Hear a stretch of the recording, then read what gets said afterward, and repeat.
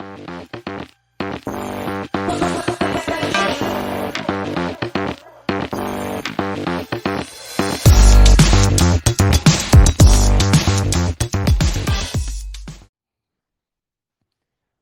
to Inclusion Influencers, brought to you by the National Alliance for Accessible Golf. I'm Dave Barton, Executive Director of the Alliance.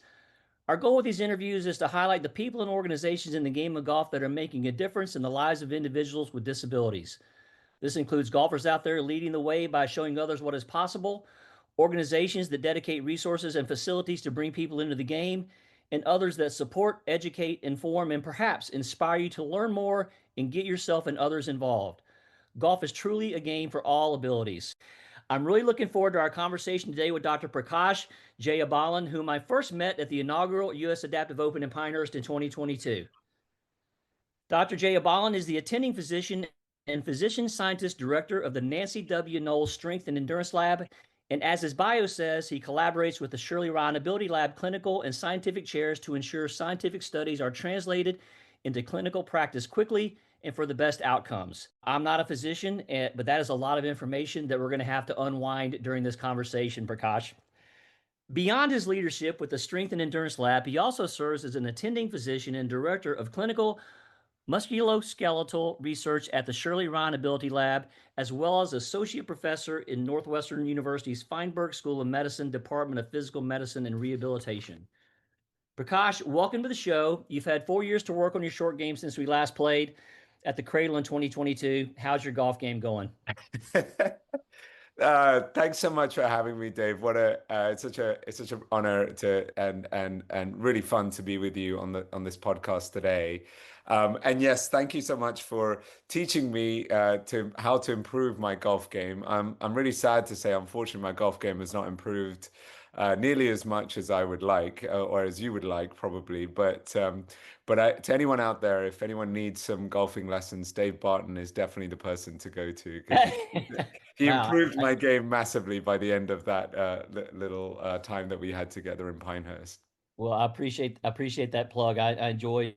It was a great afternoon, early evening we had out there, and I will tell you, it definitely what an amazing resume that has you to where you're at today in your career. Uh, I could barely say half of the words that you do for a living, which is why I decided after biology, 101 in college, that I was not going to go down this field of study. Although I liked biology, I could say flat out that I did not have the work ethic to proceed down that particular direction. So well done. So we're going to get right into it today. A little bit more on the background, and you got your doctor of medicine from King's College in London, PhD in pathology from the University of Missouri, and you completed your residency in physical medicine and rehabilitation at the University of Pittsburgh Medical Center that culminated in your appointment as chief resident. So you're clearly logging some airline miles early in your career all over the world, different colleges in the United States. So that's quite a journey. I mean, tell me just a little bit about that, because that's a lot of different places to be where you're at right now. Yes, it's been quite the journey in my career. I initially was a physician went to medical school in the UK. In the UK, you don't do undergrad, so you really have no time to sort of find yourself. You go straight into medical school at the age of 18. And while I was in medical school, and then as I started actually as an orthopedic surgeon in the UK, in Oxford, I was not sure if really surgery was for me. So I never envisioned necessarily coming to the States, but I had a mentor here in the States at the University of Missouri, and I decided I wanted to come and do research with him. So I took a sabbatical for 3 years. And I came to the States, ended up doing that sabbatical at Missouri, and I absolutely loved the research I was doing there. Met wonderful people there too, and then started to realize maybe surgery wasn't for me. And my passion really became trying to optimize the physical activity or exercise engagement of individuals with a multitude of disabilities. So I found this specialty in the US called physical medicine and rehabilitation. And really, we're a specialty that treats a lot of individuals across the spectrum of abilities. We treat people with spinal cord injuries, brain injuries, stroke, but we also treat individuals with sports medicine injuries, in particular chronic injuries. That's what I'm focused on, things like osteoarthritis and other things. So I decided to pivot from orthopedic surgery into what I'm doing now, which is sports medicine and physical medicine and rehabilitation. And that's where I got sort of my interest in adaptive sports and trying to optimize physical activity in individuals with disabilities. And so that's really sort of very short story of how I got to where I am today and some of the work we're doing. And I do work both on the research side as well as the clinical side as well. Interesting. I mean, how did you kind of get here, I guess, you know, at what point in your life as either a child or a teenager were you like, I want to be a doctor or I want to do this? I mean, have you always been on this path? Or I mean, kind of, I'm just curious, for someone that has this sort of career going on, we all have our nexuses or nexi, whatever. We all have what makes us click and go a certain direction. I guess I'm curious what it was for you. I think for me, it was, I think really you're not choosing to be a doctor for the financial payoff. You're really choosing it because you feel it as more of a calling to be a doctor. And I really wanted to improve the lives of people around me through the work that I do. And so I find being a doctor really fulfilling. And that's what I felt. As I said, in England, we don't go to undergrad. You sort of go straight into med school out of high school. My father is a physician as well, and I would say he was a big impact in me going to down the medicine path. And then sort of the research path, he's not a researcher by any means, but that really became a passion of mine because uh, one thing was that I wanted to help my patients more than just through my clinical care. But if I was to develop research studies that could optimize their health, then that's what I wanted to do. And so doing the PhD along with being an MD was super exciting for me, and it's been something that I've fostered and continued down the line. Yeah, that's great and well said and quite noble in all actuality. So thank you for everything you're doing. It certainly goes way beyond the game of golf. But that's why we're here today. We're here to talk a little bit about golf and your involvement with the sport. One part of the amazing work you're doing that we're going to focus on today, what your amazing work in the medical field is, we're going to dive into the world ranking for golfers with disabilities process today, which is commonly referred to as the WR4GD, and a key piece of that process, which is the WR4GD pass. And I think a lot of people in the beginning, because we get calls going, what's the WR4GD? What does it mean? And stuff like that. And I may remember our last conversation, you helped me better understand the past versus the rankings and who's doing what. And so, we're going to talk about who owns, per se, the WR4GD in that process. But as I understand things now, as of October 2nd and a few months back, whenever the EDGA, who were formerly referred to as European Disabled Golf Association, really led out on the creation of the WR4GD effort. And over the last few years, with increased involvement in adaptive golf from the USGA and their adaptive opens, along with adaptive golf efforts in Europe, the USGA and RNA now own and administrate the WR4GD, the rankings piece of that, and the EDGA oversees the WR4GD pass process. So, can you explain the relationship between the WR4GD overall rankings versus pass and how they kind of work together? Yeah, it certainly can be initially a little bit confusing for players and how exactly it works. So, as you mentioned, the European Disability Golf Association, then now just called by the acronym EDGAR, they house the eligibility assessments that I am involved in, and I'll talk about that a little later. So, the WR4GD pass is the pass that players need to play in, I would say, the most competitive events in the US and worldwide. Essentially, what the pass is, it tells the organizers of the event or just tells individuals involved in adaptive sports that you reach a certain level of impairment to play adaptive golf competitively at that level. So there's different levels of impairment, and so when we're thinking about individuals playing adaptive golf or adaptive sports, we're not necessarily thinking about them as uh, we're not assessing their level of that they have a disability. That's a determination that comes from elsewhere. So, for example, if you're on disability, that does not mean that you necessarily have a level of impairment from your disability that you could play adaptive golf. And I have to, sometimes that can be a little bit confusing, and I completely understand that for players interested in adaptive golf. So, what you have when you have a WR4GD pass is that you have a certain level of impairment related to your disability that allows you to play golf competitively in some of these major events. So a lot of the state opens in the US, certainly the US Adaptive Open, you have to have that WR4GD pass to play those events.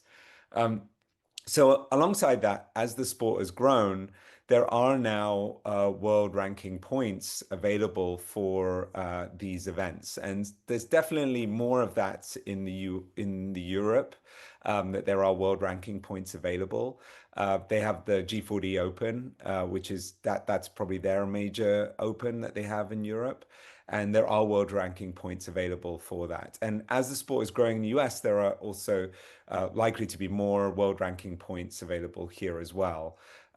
So that's slightly different. To get those world ranking points, you have to have the WR4GD pass, but many players are not interested in the world ranking points. They just want to participate in the big events. And so having that pass is probably what they're aiming to get to play in those events. Yeah. So is this a true statement? It may be false. So, and I understand that. That makes a lot of sense to me. But an individual, I think there's a lot of adaptive golf tournaments out there these days, all over the world, and some of them might, I dare say not major, they might feel major in some levels, but even some of those events, I think now, even though the event itself may not be eligible for world ranking points because there's certain criteria for an event to have world ranking points. It's a number of holes, etc. Some of those things, you typically not just an 18-hole event. I mean, it's got to be a level of competition where they're eligible for world ranking points. We see the PGA Tour going through that process right now with Live and everything going on, but on a much larger scale, right? But so it's, so still not a bad thing for individuals to, work towards getting this pass because it probably will open up their opportunities to even play in some lower level adaptive tournaments who still want to see what your impairment category is so they can have a more equitable competition. Is that a fair thing to say? That's definitely fair. I would say most local events, you don't necessarily the sort of more yeah, more local events, not the state events. You don't necessarily need to have the full WR4GD pass. There is a pass called the Access Pass. So the Access Pass is one where you have a disability and it's a qualifying disability. Maybe you don't have the level of impairment that would reach for you to get the WR4GD pass. And many events accept the access pass. So what is clear is that the authorities or nationally that we still want players to play if they have a disability. It's just that the WR4GD pass is the benchmark to say that you could play in those very, very highly competitive events. And that's Okay. the difference. Yeah, that makes sense. All right, so we know a little bit about how you got here, but I'm gonna do a follow-up question there. Okay, so judging from your bio, you clearly have this very relaxed, lots of free time lifestyle going on, right? So my question is what was kind of the catalyst or the connection that got you from where you're at now, involved with yourself being involved with these assessments, but also I believe you're involved with helping create more assessors and growing that process, and there's more people involved. So tell me a little bit about your initial entrance and then, kind of what you're doing now and who else around the world may be involved helping you and those sorts of things. Thanks, Dave. Yeah, so I am not as you know, I am not a great golfer, and so I did not grow up my life like with golf as a huge sort of passion of mine. I've definitely got more into it as I've got older, but I actually did my sports medicine fellowship after residency at Northwestern, and one of my mentors in residency, essentially his collaborator was the European Ryder Cup team physician. at that time. His name is Dr. Roger Hawkes, and he's based in the UK. And Dr. Hawkes was essentially my big mentor in getting involved in adaptive golf. In Europe, he told me it's not actually called adaptive golf; they call it disability golf. Uh, but what essentially happened is during my fellowship, he invited me and my co-fellow to come to the UK to cover a golf tournament, and I never covered a golf tournament itself. And this was the BMW Open, which is a huge event in the UK, and it was at Wentworth. And that's when I got the bug to basically, wow, golf tournaments are incredible. And what he told me was that because he knew of my research, he suggested to me, like, we really want to get involved. We want to show the health benefits of golf. And so he created this consortium called Golf and Health. And it basically involved researchers from across the world trying to show the health benefits of the sport. And there are studies that are showing that if you play golf, and this is from Sweden, that if you play golf, you actually live 5 years longer than the general population. Also, there are studies that also show if you walk around, if you're a spectator at a major event, you actually walk about 10 to 20,000 steps just from that, and that can have huge health benefits. So he knew some of my research on osteoarthritis, and we started doing some research on the health benefits of golf for people with osteoarthritis. He visited our hospital, and we're at the Shirley AbilityLab, and we're probably one of the preeminent rehab hospitals in the US. And as he started to get involved in adaptive golf, he wanted us to be one of the homes essentially for adaptive golf, either for players, but also as they started to collaborate with the USGA, he sort of facilitated that relationship between us and the USGA to be because the USGA was sort of looking for a partner for growing adaptive golf in the US, particularly on the in the eligibility side, and with an organization that knows a lot about doing adaptive sports, and we do that. So that was about 7 or 8 years ago that actually happened, and I would say that relationship with USGA has really grown with myself and our organization at Shirley Ryan Ability Lab and them. And so that's how I sort of got started in this realm. And now we've actually published 5 papers on adaptive golf or golf for individuals with and without disabilities, just showing the health benefits of the sport. So I'm a true believer now that golf is probably one of the best exercises you can prescribe an individual with or without a disability because it's so accessible for many, particularly those without disabilities. And it's something that people love to do. And I think that's what I want to keep fostering. Yeah, that's great. Well, I'll do a little plug here. We've got this little magazine called Golf Inclusion Monthly where this interview is going to be hosted. But regarding the papers you mentioned that talk about the health benefits and stuff like that, we certainly would love to at some point if those are able to be shared or referenced to in our magazine or anywhere. We would love to talk more about this. So let's be sure we connect on that after the Definitely. fact because I know in the golf industry, especially organizations like the National Golf Course Owners Association, they are constantly working with our legislature, legislative folks in the DC area, trying to get things, passed that, show that golf does provide these benefits, whether it's the Fit Act or some of these other things, so that folks can use some of their health care benefits to fund, golf on some level, and so I think I would love to see some of that stuff because it sounds like it's some great resources and would be very informative for sure. Prakash, you mentioned the research and studies that you've been involved in. Is there a specific study that you are working on now or recently that you would like to elaborate on a bit? Yes, Dave, thanks so much. One study that we're doing right now is actually trying to improving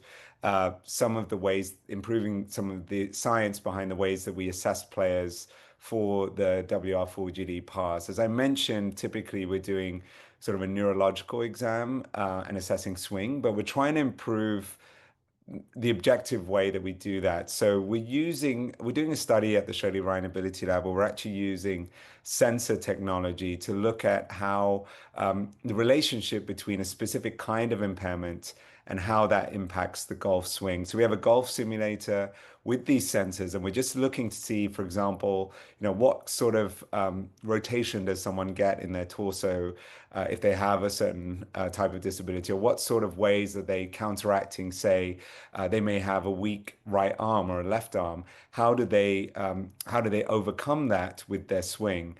What we'd like to get to is to use some of this tensor technology in the future to provide more types of objective ways to classify players or even assess players. If there's any interest in getting involved in that study, please contact me through my email, which will be provided on the newsletter that they'll be provided in the future.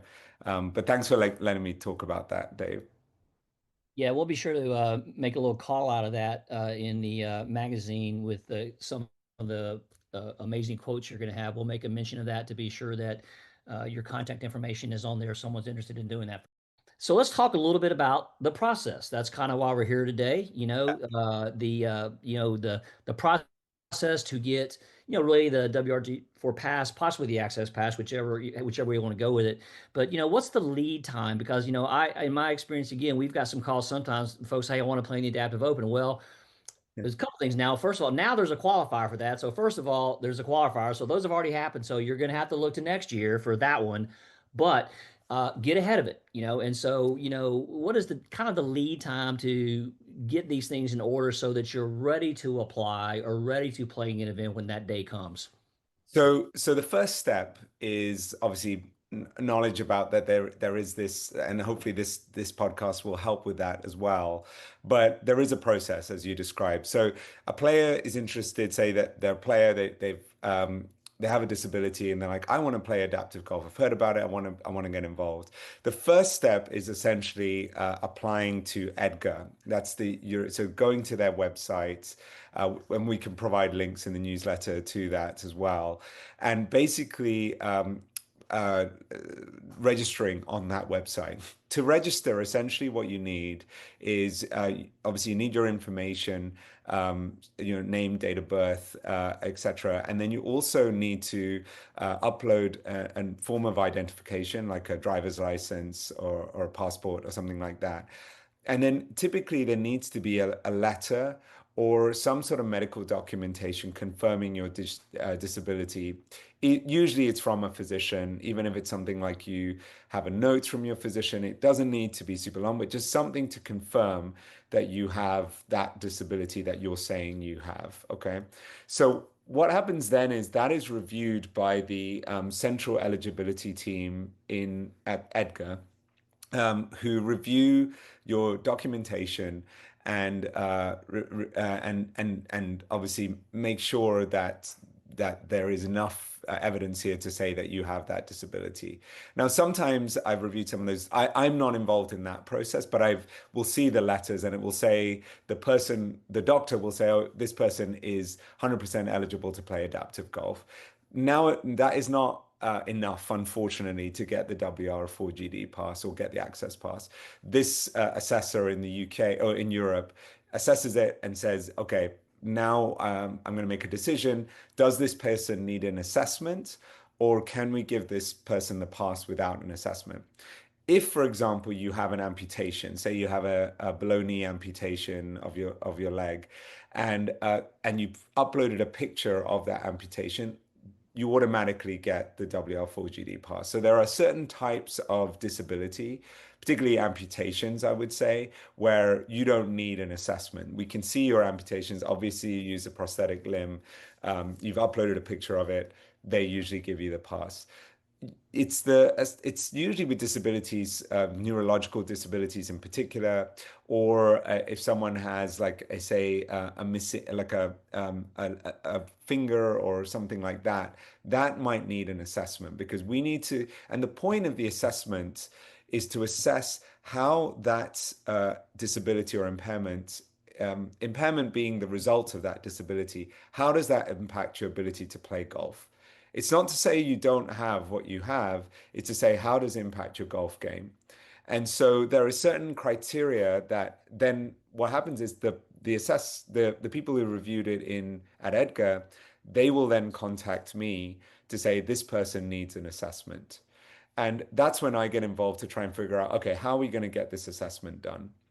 So, for example, we have an assessor in South Carolina. If you live in that region of the country, I'll put you in touch with that assessor. We just brought on one in Kansas. Similarly, I'll bring them. So we have assessors across the country. Now, one big challenge is America is a vast country, and we don't have an assessor in every state. So sometimes I can do a virtual assessment. For the virtual assessment, what we typically do is you will need to get, if you're the player, you need to get a physical therapist or a physician to do the physical exam on Zoom or on FaceTime. And typically it's Zoom, which we prefer. And I am watching on the other end as the physical exam maneuvers are performed. And then I'm the one that signs off on whether you get the pass or not. The other question I often get asked is, what is the physical exam? How do we? So typically it's a neurological exam. It's examining things like your strength, range of motion.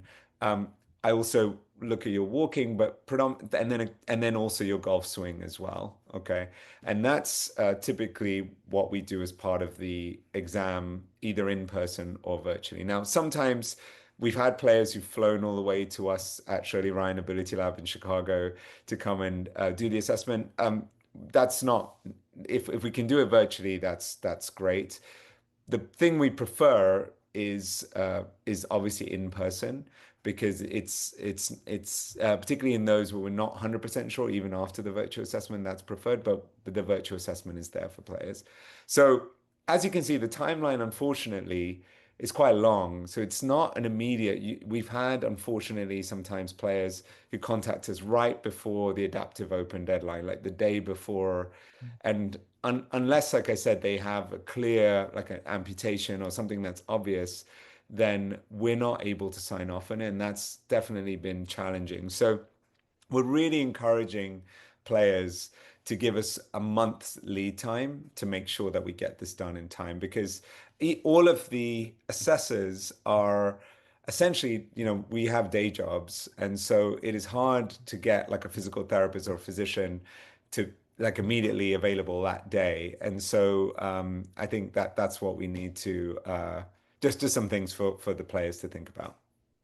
I honestly, I was surprised you said a month because I was gonna ask you, and that's a very very respectable, because just thinking about just the fact they're not everywhere, uh, maybe a month is a My, worst case scenario kind of deal. it's Better absolutely better to do it 2 or 3 months in advance, 100%. but So if what you get inside a month, there's no guarantees, kind of deal, right? exactly. So usually the deadline, I think, for example, the adaptive open is around April. So I would say if someone can apply in February, that is much safer than if you get in March time. It's stressful not just for us, but mainly for the player because finding someone nearby who's able to do it, it can be very challenging. So you just want to give yourself as much lead time as possible. Yeah, and I'm gonna put my golf, and that's great, and that it makes it a lot uh more clear to me as well on this thing. And I felt like I understood the process pretty well. So this has been great and super informative. You know, in as a golf pro and with this organization I run now, you know, we do say this a lot. We go, look, the competitions are great, they're fantastic. The reality is, I think the vast majority of any golfing population, including a non-adaptive golf population, but golfers in general, the vast majority will not ever play or just simply don't aspire to play in the high level competitions, right? That's fine. That's why golf's such a great sport. Anybody can play. Uh, but now that there's a rule in the USGA rule book, Rule 25, which specifically addresses uh, accommodations and things golfers with certain types of disabilities can do, to me, I think, not to get y'all inundated with applications, but I think it'd be a good idea for anyone who thinks they might have this desire to play in even a higher level competition, uh, you know, go through the process when the time is right. Simply because even in your club championship, even in local tournaments in your club or your town, to me, this is going to also help do a better job of educating these golf professionals just running routine events. You may have a club championship, and one of the members has a very obvious visually apparent disability you can see, right? And you're still going to get typical pushback from people about why do they get to hit from up there? Why can't they hit from back here? That person shoots even par. What's the deal? Whatever, all this stuff. But I think if that individual wants to play in those competitions, if they're armed with either whatever's acceptable, whether it's an access pass or the full WR4GD pass, then that's an easy conversation to have with the golf professional. Say, look, I hear what you're saying. I hear what they're saying, but here is rule 25 in the book that says, because I have this documented impairment, I am allowed to play here under the rules of golf. And I believe we're using the rules of golf today, right, Pro? Right? And so to me, I think it's an educational thing because, the USGA specifically has modifications for players that are blind, including certain levels of visual impairment, amputees, which includes those with limb deficiencies and those who have lost a limb, players who use assistive mobility devices, and players with intellectual disabilities. That's what's covered now in the rule. Every individual with a disability impairment is not covered under that, but that gets a lot of it done. So I just think it's a really good idea for golfers that have that itch to kind of, consider doing this. What do you think about that? I love that, and I think the beauty of the sport of golf, and this is why I'm so passionate about golf as a not just an adaptive sport, but a sport, is that you can have someone with a disability play alongside a individual without a disability in a competitive format. I can't think of really many adaptive sports or any sports in general that you can do that. Every other sport is adapted. And actually, that's why in the UK or in Europe, they don't like to use the term they just like to use the term golf rather than adaptive golf because they're not changing the rules of the sport.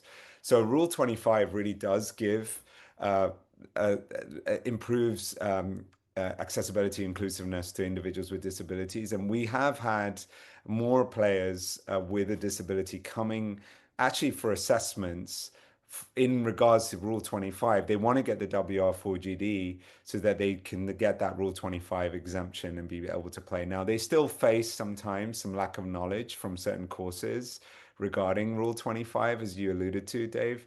And so I think and I know your organization does such great advocacy work, um, improving knowledge and education of Rule 25, that it is an accepted rule by the USGA, by the RNA in some of these golf courses is really, really important so that our players feel that they're included in these events. Yeah, and again, as someone who's operated golf courses, I think, everybody aspires to have a positive experience when they're at work as well as the customer showing up to play. And unfortunately, in the customer service world, it doesn't matter if it's a restaurant, whatever the customer service world, there's no such thing as utopia. There's always going to be these situations where people might get surprised about things, but you know, and fees, especially at golf courses, there are fees to do things. There are fees to use carts. There's fees to do this. But, it gets into these, if the golf course understands better what the individual truly requires to play the game of golf, to your point, just play golf, not play adaptive golf. Adaptive golf is a style. It's a way of playing golf. You're having to adapt the way you swing. You're having to adapt the tools you use to do it. That's adaptive golf. But we're all golfers. We're all golfers regardless of our ability, period. But, if a person is vision impaired and needs someone to drive the cart for them and is not playing to play, should we charge fees for that sort of stuff? That's a whole different conversation, because I'm a belief it's like, look, they're part of the person's equipment and they're playing golf by themselves. That's the deal, kind of a deal. But those are rabbit holes to go down. But these conversations occur all the time at golf courses. Why do you need to get closer to the green? Well, I have a impairment. Here's my impairment category. I play in tournaments. That's why. And I think that's why it's great that the EDGA and the USGA have done so much to, show these players playing golf just like anybody else would, which is kind of the deal. Because that's really we talk a lot about access and inclusion with what we do. And to your point, I mean, I agree with you that this separation of the community into the adaptive golf community versus golfers in general is is semantics, and we're all part of golf, but it is this unique community that has to approach the game a little bit differently, but they're still seeking the same results, which is Right. to par the hole, birdie the hole, eagle, whatever that may be. And so I think that'll remain a conversation, I think, for a while, just because of the um, just the logistics required with some of the athletes to participate, some of the accommodations that may be required depending on the disability or the impairment. So I don't think that conversation will ever go away, but I agree with you about it's just golf. It's all golf. We're all playing golf. So I love that. I agree. I agree. And it is the community, like you said, it's a huge community, and we're all golfers, and I think that that's. I'm not a very good one, but there's you are. So I think that there are some amazing. I just think that that we've done some research. This is like a little bit off, but we did some research on during COVID actually of golfers with disabilities or adaptive golfers. And we looked at like not being able to play golf. How is it during the pandemic? Like, how did that impact your social isolation, your learning? And it was had such an adverse effect on adaptive individuals with disability not being able to play golf. And we had multiple comments which were essentially saying, when I'm on the golf course, and I know I feel like I don't have a disability. I feel like I am playing alongside my dad. I'm playing alongside my best friend, and he doesn't have a disability or she doesn't have a disability. I play it, and I think that it's such a community sport that like you said, it doesn't really matter. It is a little bit of semantics between the two. Absolutely, absolutely. And I'm not sure if this information's privileged or not, but I mean, how many passes have been issued, give or take, since you've been doing this? I would suspect quite a few. I'm just really curious what that number is because I would be interested at some point, maybe not on this call, but to understand that kind of growth and that because it has to be a rising big wave, quite honestly. But I'm curious about that. Oh yeah, I mean, I think I don't have individual numbers of how many passes we as a organization or myself have given out. Because of some of the research that we've done, we've had access to the database of players, and I have access to the database. And I think right now there's more than 4 to 5,000 players internationally playing adaptive golf. Majority are in the States and in Europe, but the game and those are just players who've come to us for the pass or the WR4GD who are registered. There are obviously thousands, countless more who are playing the sport that don't want or interested in getting the pass. So it is there. Right now we are as we go forward trying to keep more track of that of how many we do assessments on and how many players in the US they are. And so, but I just don't have that data. It's not privileged by any means, but I just don't have that data to hand. Well, I think it's a great number, even if you take obviously a mathematician would destroy me for trying to even compare this, but I'm going to say it anyway. But if you take 4,000 or so, give or take, that represents predominantly those individuals who are playing in competitions that require it, that have gone through this process because they want to play in these higher level competitions, right? I mean, last time I checked, there was, depending on what day of the week it is, there's, and whatever's going on with the PGA Tour, Live, and all this stuff. There's, 125 to 150-ish people on the PGA Tour that are PGA Tour members. So they've got their pass to Right, right. on the PGA Tour, right?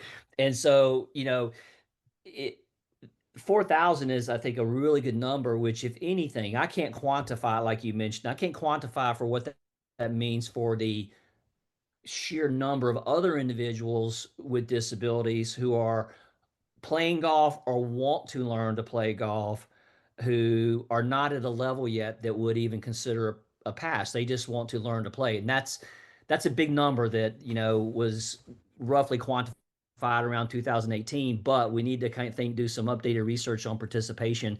I know it's something we talk about. One of these days we're going to find a partner to do it with, but and that's not a sales pitch, I promise. I think it'd be a really good number to show because, again, golf moves when they see what moves the needle. And it's Right. just, I think it's just good to know that, you've got this amount of individuals many of which are already playing your golf course, and you may not even realize it because the impairment may not be, excuse me, the disability or impairment may not be as readily apparent. Uh, Right. and so we don't want owners and operators to overthink this. We want them to understand this is a large, big pool of people who, when they come to play golf, they bring their friends, they bring their family members, and they're looking to come there and spend money at the golf course, spend money in the restaurant, and spend money wherever they can. And so I think that's all about it. The economic benefit, it beyond being the right thing to do and a great thing to do, it's just that there's an economic benefit that follows that as well that I think needs to be better quantified. That's very true as well. Yeah, I don't think that has been as yet. So that's really fascinating. Well, we're going to wrap it up here with some rapid fire questions, I guess, and you can say no comment Oh, if you choose to any of these, but it's just a couple, and then we'll wrap it up. And I really appreciate the time today. You've been fantastic, and it's super informative. So, if you had not chosen medicine as a career, uh, would you be a professional golfer now? Um, I, my skills would have to be markedly improved to be able to be a professional golfer. To be totally honest, the sport I absolutely love is I would call it football, but soccer. So I would love to have been a professional football player. I played it in college, and I loved it. So that would probably be the thing I would love to do. But probably better on my joints would be golf than, and I could probably play it longer than playing soccer or football. So I doubt I would have been good enough to ever be a professional golfer. Well, let's have this. We're going to have that football, aka soccer conversation at a later date. Obviously, we're doing an audio interview, but I don't know if you can see my soccer ball in the I could background. see that. I could see, yeah. I will tell you that story from an earlier part in my life next time we see each other in Oh, person, that's great, dude. and we'll go from there. So, were you happy with the Ryder Cup results this year? And remember, you still work with people from America and Europe. I'm going to stay neutral on that conversation. It was awesome event actually watching the US come back on that final day. I didn't think there was a hope, but it was exciting for sure. And yeah, I was torn as to which team I preferred winning in that particular event. But it was a great event. Were Yeah, you it was turned out to be pretty good TV on Sunday after all. I mean, we didn't quite get there, but we put up a great fight and separating all the other stuff that was going on. I mean, the golf was great to watch, it just is what it is. Some days you get the bear and some days you don't, and that's just the way it goes. So you saw some of the golf. So you're probably familiar with number 18 with the bunkers on both sides when the elevated green. yeah. So if you had to play the 18th hole at Bethpage Black, just the one hole with your current skill level, which is evolving, I know you're going to keep, you're not going to be able to not play golf in this line of Uh, work. You know that. All right. What do you think you would legitimately score on the 18th hole at Bethpage Black? If Definitely, I would have been double digits for sure. So probably, definitely above a 10. There's no doubt about that. Excellent, excellent. Well, Prakash, it's been a real pleasure, and I'd like to, close with, one final question. You've seen a lot in the adaptive golf community and in the room with not only the golfers, but also the leading golf associations and organizations around the world that are bringing people into the game. Um, has there been a moment where you looked out and around and thought, wow, if medicine was not exciting enough already, golf is a prescription that I wish I could provide to everyone? What are your thoughts on that? Yeah, that's a great question, Dave. I would say it was this year's Adaptive Open.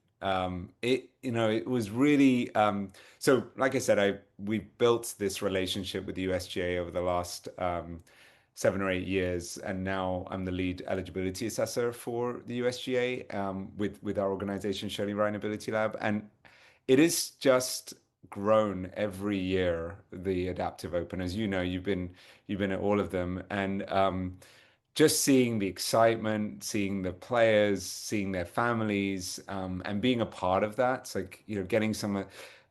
Yes, I'm an assessor and I have to assess them, but some of the players, even thanking me to help them get to play in those events, and getting cards from them afterwards.